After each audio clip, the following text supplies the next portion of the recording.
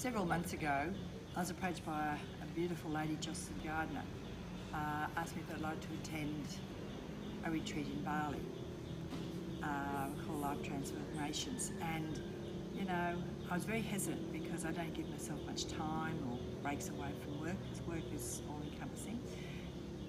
And then I thought to myself, you know, it probably would be a good idea.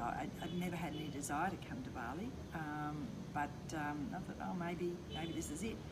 So I came, and I guess my main purpose of coming, yes, it was a business retreat, and that was a great idea. You could learn something. I'm always into learning.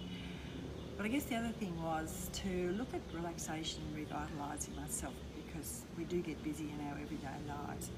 So in coming here to Bali, it's been a journey of discovery to a certain extent.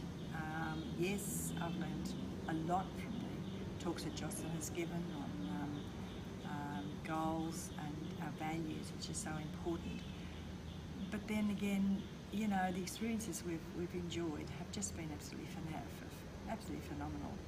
The various places we've been to, the various temples, the rice gardens, the different types of massages, even a shaman. And I guess it's just one of those things that unless you're here and experience it, no words can describe what it's like.